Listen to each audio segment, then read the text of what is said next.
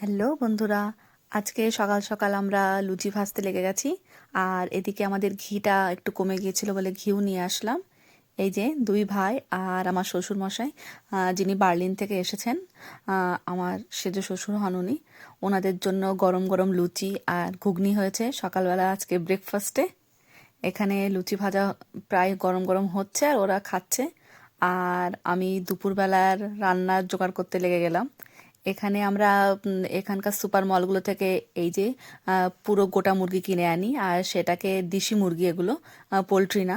তো দেশি মুরগির চামড়াটা না খেলে বেশ টেস্টি হয় না, তো সেই জন্য আমি ছোট ছোট আকারে আগে মুরগিটাকে একটু পার্টে পার্টে কেটে নিচ্ছি।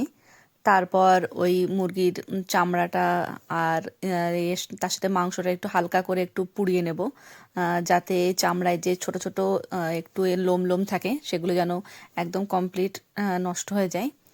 তারপরে আমরা মুরগির মাংসটাকে এভাবে এখানে আমরা কমপ্লিট মানে তৈরি করি, যাতে কোনো রকম কোনো লোম বা কোনো কিছু না থাকে।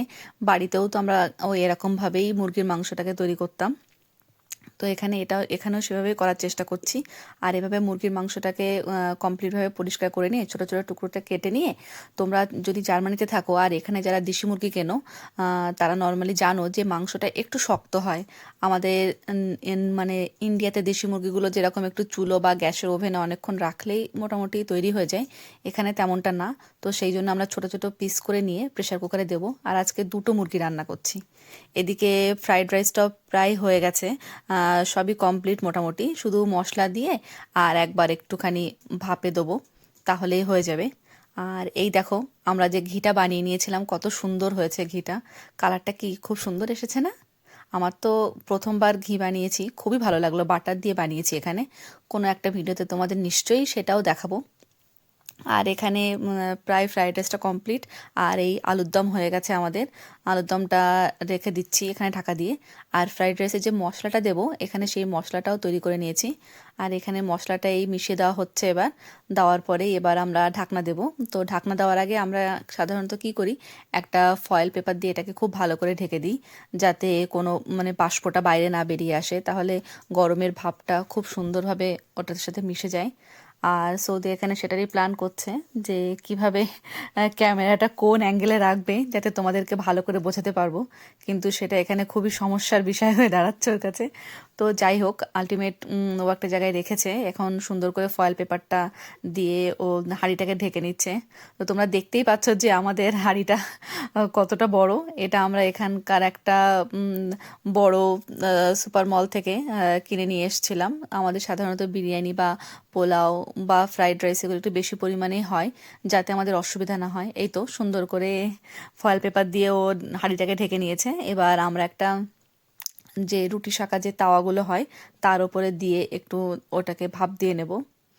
আর সেই সাথে আমাদের আরও খুচখাচ দুটো কিছু কিছু কাজ আছে, যেগুলো আজকে করে নিতে হবে। আজকে করেছিলাম ভেজ ডাল।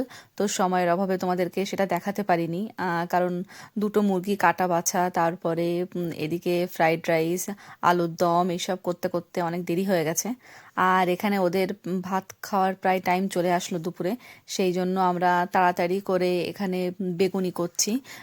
নর্মালি ভেজ ডালের সাথে একটু বেগুনিটা খেতে আমাদের বাড়ির সবাই পছন্দ করে।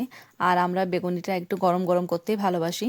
সেই জন্য আমরা দুপুরবেলা চান দান কমপ্লিট করে খাওয়ার আগেই এসছি, গরম গরম যাতে বেগুনিটা ভেজে সবার থালায় দিতে পারি।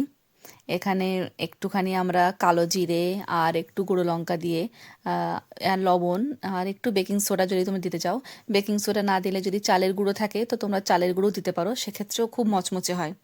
আমরা কখনো বেকিং সোডাও দিই, কখনো চালের গুঁড়োও দিই, তোমরা এটা ট্রাই করে দেখতে পারো বাড়িতে। আর একটু হালকা গরম জল দিয়ে, উষ্ণ গরম জল দিয়ে এটাকে খুব ভালো করে ব্যাটারটাকে মেখে ফেলতে হবে। আর পাতলা পাতলা করে বেগুনটা তো আমরা কেটেই রেখেছি আগে, সেটাও তোমাদেরকে দেখাচ্ছি। এবার তেলটা গরম হয়ে যাক, গরম হয়ে গেলেই আমরা এক এক করে বেগুনিগুলো ছাড়বো। গরম গরম বেগুনি না খেলে একটু নেতিয়ে পড়লে খুব একটা আমাদের কেউ পছন্দ করে না, আর আমরা নিজেরাও খেতে চাই না। ওই জন্য নর্মালি আমরা বেগুনিটা ভাতের সাথে গরম গরম পরিবেশন করতেই বেশি স্বাচ্ছন্দ্য বোধ করি। আর এখানে দেখো আমাদের বেগুনিগুলো কি সুন্দর ফুলে উঠেছে। এখানে মোটামুটি কিছুটা বেগুনি একটু হয়ে গেলেই আমরা ওনাদের খেতে দিয়ে দেবো। আর আজকে একটু দেরি হয়ে গেল, যেহেতু বাড়িতে সকাল থেকে বুঝতে পারছো লুচি ঘুগনি আর তারপরে দেশি মুরগি কাটা বাছা করা, তার সাথে আরও অনেকগুলোই রান্না ছিল।